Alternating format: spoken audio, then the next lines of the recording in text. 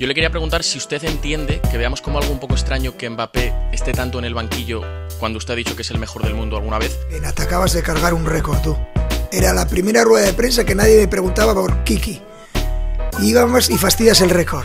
Madre mía, no puedo contestar. Cuando hable Kiki públicamente, detrás hablaré yo, sin ningún problema.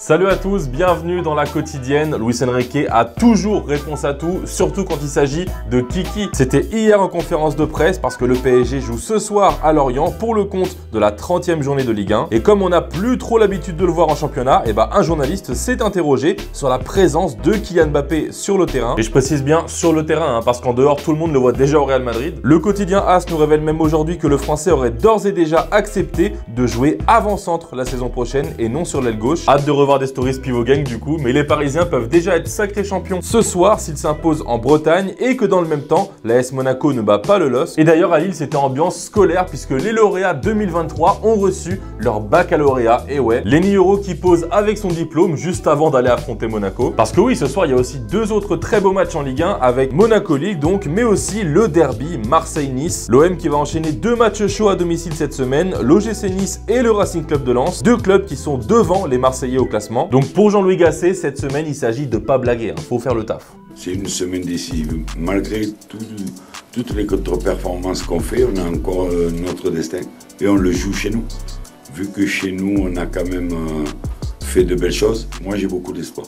Et de leur côté, les Niçois, ils ont préparé le derby tranquillement, dans la bonne humeur, avec la visite de Nico Colombien au centre d'entraînement. Et si vous connaissez pas Colombien, son truc c'est le rap, même s'il a de très bons goûts footballistiques, surtout en termes d'équipe, sur le terrain, c'est pas aussi simple. Donc il a demandé à Jean-Claire Todibo et Kefren Turam quels étaient leurs classiques. Et là, Todibo, bon, il a fait un petit peu l'ancien. Le son où tu te dis, ça c'est mon classique du rap français. ROH2F regrette. Ok. C'est un 9-9. Il nous fait le. Voilà, il nous fait le 92. L'album Néronémésis de Booba. Ouais. Moi je fais ça. Je suis grave d'accord avec toi. L'album Néronémésis de B2O. Ouais. Mais voilà, pour moi c'est lunatique frère. Non, après, non, parce que c'est un classique, ok, mais vous pouvez pas placer Néronémésis avant lunatique. Avant de refermer notre page Ligue 1, petite info transfert qui nous vient du Parisien. Le PSG aurait trouvé sa nouvelle target pour le prochain mercato estival et il s'agirait de Lamine Yamal. Tiens. Les dirigeants parisiens auraient fait du crack espagnol l'une de leurs priorités offensives pour remplacer Mbappé. Luis Enrique serait même sous le charme carrément, en même temps qui ne l'est pas. Alors par contre, deux petites choses, pas sûr que le Barça ait envie de s'en séparer déjà. Et comme il faut encore des cauchemars du départ de Neymar, la clause libératoire de Yamal est fixée à 1 milliard d'euros. Voilà, donc vous me voyez venir l'équipe. Question du jour, dans un monde où le Barça serait ouvert à son départ, combien vaut Lamine Yamal aujourd'hui? Envoyez-moi vos meilleurs quichetas en commentaire et demain, on en sélectionnera deux d'entre vous. Et d'ailleurs, en parlant du Barça, hier on vous demandait si Xavi devait continuer sur le banc du FC Barcelone la saison prochaine. Alors toi Titov, t'aimes le Barça mais tu penses que Xavi fait chavirer le Barça, donc il faudrait changer pour Pep ou Arteta. Si seulement, mais pour toi Milbot, même s'il n'a rien gagné cette année, Xavi est en train de construire une équipe monstrueuse. Il ne faut pas sortir le jardinier du potager avant d'avoir récolté les légumes. Ok Laurent Mariotte, mais par contre, il faudra attendre cet été, voir s'il y a des légumes frais qui arrivent, des nouveaux légumes. Je dis ça, je dis rien.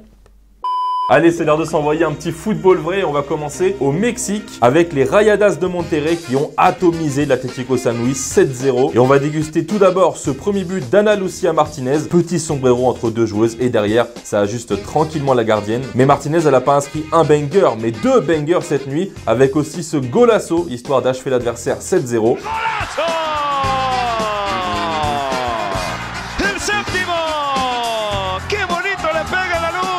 Et on termine ce football vrai en Argentine avec un coup franc comme on les aime. C'est signé Arnaldo González pour Patronato. Les fans d'Arsenal, vous inquiétez pas, c'est votre moment, on va parler du derby de Londres. Hier, les Gunners ont humilié Chelsea à l'Emirates 5-0, doublé de Kai Havertz, masterclass de Martin Odegaard, bref, tout était parfait pour les hommes de Mikel Arteta. Donc chez les fans, évidemment, c'était la fête, et chez nos amis d'Arsenal Fan TV, on a bien rappelé tout l'argent dépensé par Chelsea dans les derniers mercato, avec en prime le fait de se prendre 2 buts par un ancien blues, Kai Havertz. When you think of the money that Chelsea have spent, over £1 billion They sold Kai Havertz to us. Every Chelsea fan was laughing. Yeah, we're giving you Havertz. Ah! Take him. What an embarrassment, man. Et du côté de Chelsea, ça grinçait des dents forcément, même pendant le match. La femme de Thiago Silva a réagi à sa manière sur Twitter, sachant que son mari n'était pas titulaire. Parce que oui, il y avait pas mal d'absents chez les Blues, notamment Cole Palmer, le co-meilleur buteur de la Première Ligue, qui était malade. Mais avant le match, Mauricio Pochettino avait tenu à rappeler que c'était le Chelsea Football Club et non le Cole Palmer Football Club. Donc hier, après le match, après s'en être pris 5, bon, il a un petit peu adapté son discours. Of course that Palmer is doing well for us. He's the only player that we have that is this playmaker that link all the lines of the team. It's true that when you miss a player like this, always it's not easy to replace. Des nouvelles d'Olivier Giroud qui est en fin de contrat avec l'AC Milan cette saison. Et au lendemain de la défaite dans le derby de la Madonnina face à l'Inter, eh bien toutes les sources s'accordent à dire que le prochain club du meilleur buteur de l'histoire des Bleus sera le Los Angeles FC en MLS. Alors on vous en a déjà parlé il y a quelques semaines, mais là un accord aurait bel et bien été trouvé et Giroud devrait donc retrouver son compatriote Hugo Lloris. Le joueur de 37 ans va donc quitter l'Europe et la Serie A où il risque de beaucoup manquer à Dusan Vlahovic. Non, c'est pas une vanne. L'attaquant de la Juventus s'est exprimé sur lui dans une interview accordée à l'équipe et il a affiché toute son admiration pour le Français. Les statistiques prennent de plus en plus de place. À la Coupe du Monde 2018, la France gagne. Les stats disent que Giroud a marqué 0 but, mais s'il n'est pas là, la France ne gagne pas. Il était irremplaçable dans cette équipe. Avant de se quitter les amis, une légende a fait ses adieux aujourd'hui. Iker Muniain qui va officiellement quitter l'Athletic Bilbao à l'issue de la saison. Après 15 ans passés en équipe première, le joueur de 31 ans a jusqu'à présent passé toute sa carrière dans son club formateur, son club de cœur. Et il a tenu à officialiser son départ dans une vidéo assez émouvante, donc sortez les mouchoirs. Llegué a Bilbao con 12 años, siendo un niño, y hoy, casi 2 décadas después, vengo a anunciaros mi marcha al final de esta temporada. Como dice una de las canciones, pero ahora mi amor, ha llegado el momento de separarnos. Et voilà l'équipe, c'est la fin de la quotidienne. J'espère que vous avez passé un bon moment avec nous. On va se quitter avec un extrait de notre nouvelle interview de Steve Mandanda. C'est sorti aujourd'hui sur la chaîne. Donc si vous voulez le voir en intégralité, c'est totalement dispo. Voilà, prenez soin de vous et on se retrouve demain. Salut. Première action. On y va. Très honnêtement, je réalise pas forcément. Mais c'est beau, ça montre une belle longévité. Et, je me rapproche de la fin, mais il en reste encore quelques-uns.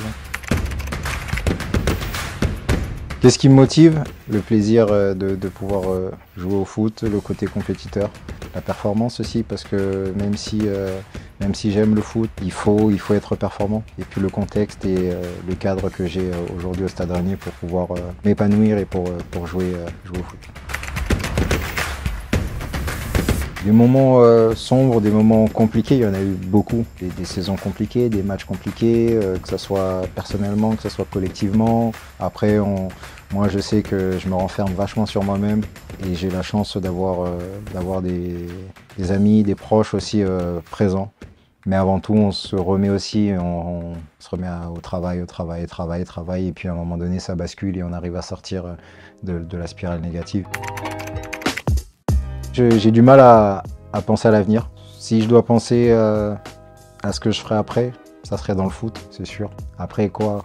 Entraîneur, je pense pas. Est-ce que ce sera dirigeant? Est-ce que ce sera consultant? Est-ce que ce sera... Je pourrais pas dire exactement aujourd'hui, quoi, mais il y a de grandes chances que ça reste dans le football. Ouais.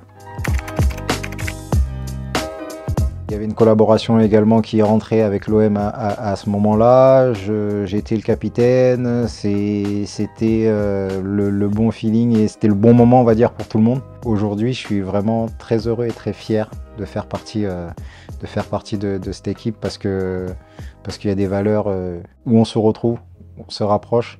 Et je suis vraiment très fier et très honoré de pouvoir représenter la marque Puma. C'était votre programme avec Winamax. Winamax, le plus important, c'est de gagner.